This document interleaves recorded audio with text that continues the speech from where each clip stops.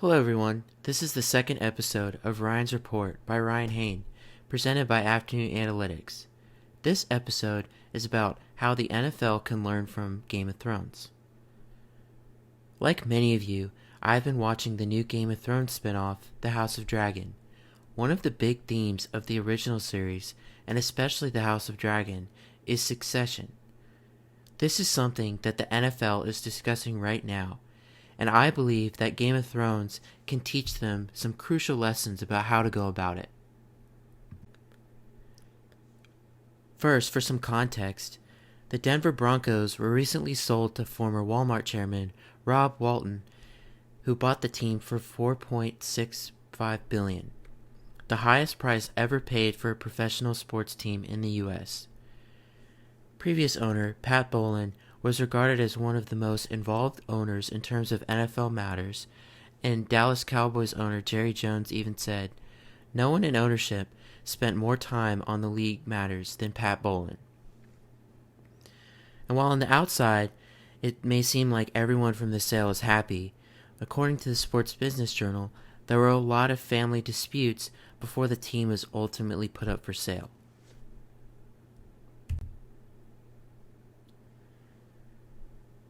So clearly the NFL losing Pat Bowlen was a big loss. So the question is, how can the NFL maintain that tradition of high-quality owner leadership as the older generations depart? Here are some interesting facts. Only 8 controlling owners in the NFL are too young for Medicare, and the average age is 72. And 2 of the most prominent owners, which are the Patriots' Robert Kraft and the Cowboys' Jerry Jones, are 81 and 80 respectively. Many influential owners, and even Roger Goodell, the NFL commissioner, will likely not be around in the coming decades for the NFL. So what do they do next? The NFL can learn from Game of Thrones. One of the main conflicts across all of the Game of Thrones series and its recent spin-off, The House of Dragon, stem from issues with succession planning. And if you know Game of Thrones, you know that the rulers are usually not very good at succession planning. But the NFL can learn from their mistakes. There is one thing, though, that Game of Thrones is good at, and that is trying to get ahead of it. It is like 90% of what they talk about in the show. And no matter how hard it is to discuss mortality for NFL owners, it is incredibly important for an owner to be able to figure out who will succeed them for the health of their own franchise and for the league. The next big key is finding the right candidate. This is something that Game of Thrones is not very good at, but it is incredibly important if you are an NFL franchise. NFL ownership is not something that just happens. Rob Walton had been discussing becoming an NFL owner for over a decade, much like how it takes many years for an opportunity of power to arise in Game of Thrones. One big theme talked about in the most recent episode of The House of Dragon is strengthening your claim.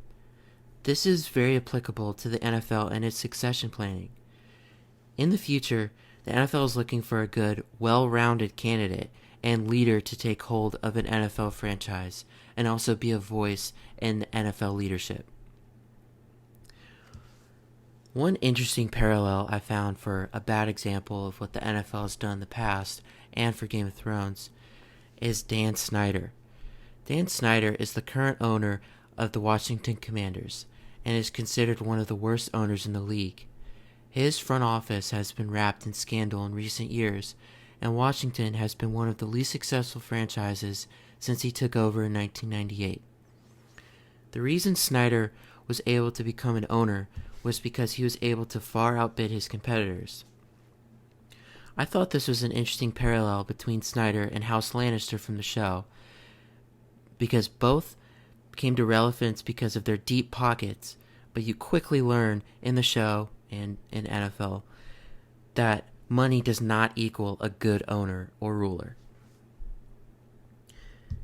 Finally, it is incredibly important for the NFL and its owners to be on the lookout for potential owners at all times. Here are some final key lessons that the NFL can learn from Game of Thrones. First, you have to be preparing for new ownership at all times. Second, developing and cultivating potential candidates is key. Third, just because it is family does not mean they are the right person for the job. Fourth, and related to this, is trying to avoid family disputes. And going back to the first one, that's why you discussed this before, because when someone dies and there are 5 children, it is difficult to figure out who will be the right owner. Fifth, just because they have dragons does not mean they will make a good ruler. On a real note, just because a candidate may be flashy does not make them a good candidate, like I said about Dan Snyder. Finally, it is important for the NFL to discuss this now while there's relative peace and a lot of these owners are still in place. Thank you for listening to this week's episode of Ryan's Report, presented by Afternoon Analytics. Come back next week for the next episode.